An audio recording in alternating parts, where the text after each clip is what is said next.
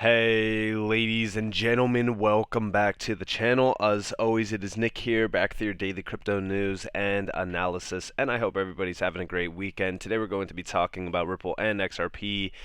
We are going to be talking about and breaking down a few things around regulations within this space, as well as the SEC's blatant, complete utter garbage of a job that they are doing. So let's dive in and let's start off with this from Crypto Law US. So we do see in the first paragraph of the class action lawsuit against FTX celebrity promoters, the damage to American consumers is spelled out to about $11 billion. And Gary Gensler has spent all of his enforcement resources on attacking Ripple XRP holders and the library company. Not a single investor protected. And, it's interesting because, this is talking about $11 billion in damages as a result from the FTX promotion. You want to know what's funny about this? Well, I shouldn't technically say anything's funny about this, but it's ironic that this is $11 billion worth out of something as large as FTX. When we go back in time to the XRP lawsuit, there was $15 billion lost because of the SEC. That's right.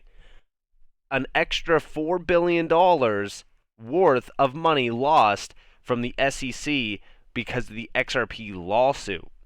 We do see $15 billion was lost because the SEC intentionally chose not limit the allegations against Ripple to specific sales made by Ripple and its executives, but instead alleged all XRP, including secondary market sales of XRP, are unregistered securities.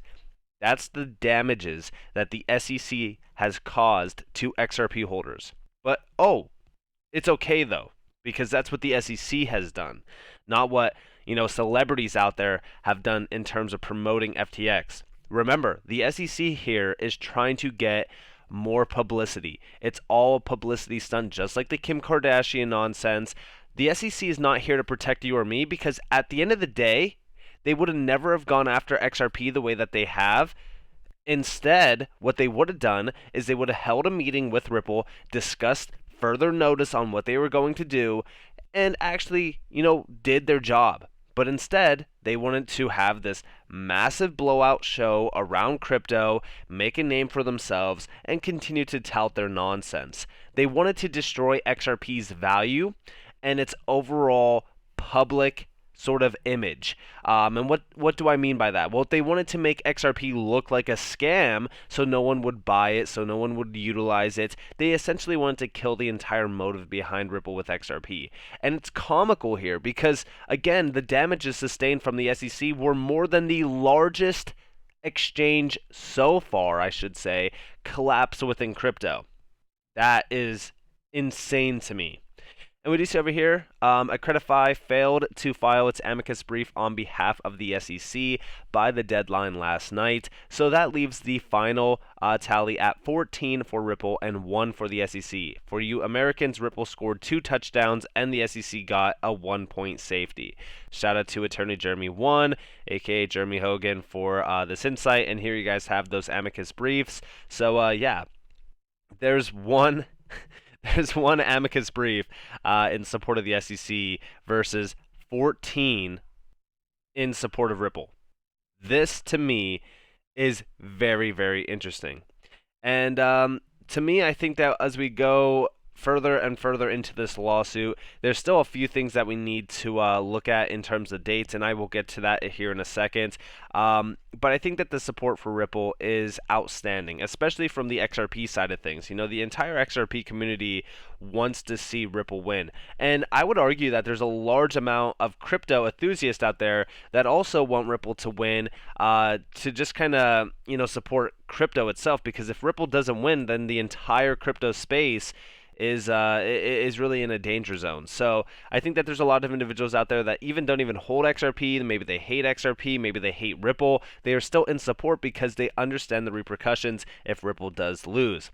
And we have over here, from XRP Crypto Wealth, Ripple CEO Brad Garlinghouse said that final arguments in the XRP lawsuit would be presented to the presiding judge by the end of November. From then, it could take 2 to 6 months to close the case, depending on how long the judge takes to decide.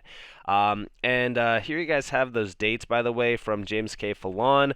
You can check all of them out here. So currently, today is the 20th. In about 10 days, we will have parties file summary judgment reply briefs temporarily under seal.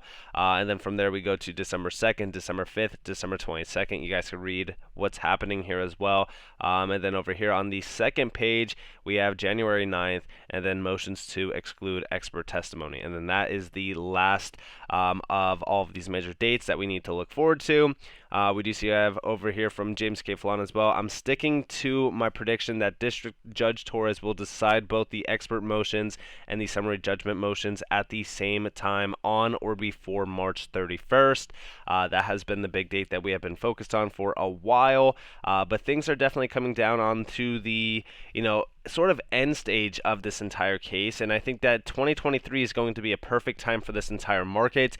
I do believe that Bitcoin within the 2023 timeframe as well will start to kind of rebound. I think that the entire market will as well. I think that a lot of altcoins are going to start to look pretty good going into 2023. I think that we're at or near our bottoming point. There's been a lot of bottom indicators to say this, but again, there's always more room for max pain. We've been focused on this. We've been discussing this. I think that this week coming up is going to be a little bit, bearish. I'm not going to lie to you guys. I don't have high hopes for this week, but I would love to be proved wrong. And, when we really kind of look at this market, I really do think that 2023 into 2024 is going to be a very, very good time for us, and I have been preparing adequately. And we do see over here from Stuart Alderati, enjoyed chatting with Ryan Brown while I was in London. As we discussed, FTX's bankruptcy is a call to action for responsible economic centers around the world to work to get regulatory frameworks right. Now, this is no shots fired at all to Stuart Alderati or even, anybody else around this case, but I do think that this entire case has been one big show. And what do I mean by that? Well, as we really kind of look at things happening around this market, as we do see Ripple continuously expanding outside of the U.S., and as we do see the SEC continuously, touting their nonsense while dragging their feet, there's been one thing that I've been focused on, and that is the growing demand around regulations from some of these high-tier names. For an example, CFTC Commissioner says time has come for action on crypto regulation. This just happened 1 day ago. Aussie Treasurer promises crypto regulation next year amid FTX debacle 3 days ago. Crypto will soon threaten global financial stability. By the way, when they say this, I want you all to understand that the wording on this is extremely, it's just not the right way to frame it. The way that I look at this is crypto will soon destroy the global financial system that they want to control, and it will usher in a new system that will not be underpinned by this monopoly system that these big bankers and these financial giants continue to control. Crypto is not here to threaten the financial stability. It's threatening the legacy system that has been controlled by these banks for so long. And I think that individuals like me, like you, like anyone around us is extremely tired of being under this disgusting system. This is the same system that is ran by individuals like Gary Gensler. I mean, listen, at the end of the day, crypto is here to stay, and crypto will disrupt the legacy financial system. But nonetheless, the reason why I say that this is all a big show with all of these major articles coming out, we look at one thing, and that is regulations are already ready. We have over here from XRP Darren. I shared this video in one of my recent videos as well, talking about regulations. These regulations are already planned, they're already ready, and all they are waiting for is the green light. FTX was the catalyst to implement these laws, and you can listen closely real quick to this. If you guys did miss the video from the other day, that's totally fine. Listen closely to this, and then we will talk about it. Exchange that's operating abroad. I mean, that's the other piece of this. As long as this is a global business and we have these tokens operating in other places, no matter what, to some degree, it's going to rebound and redound to us. I mean, this is it's a huge issue.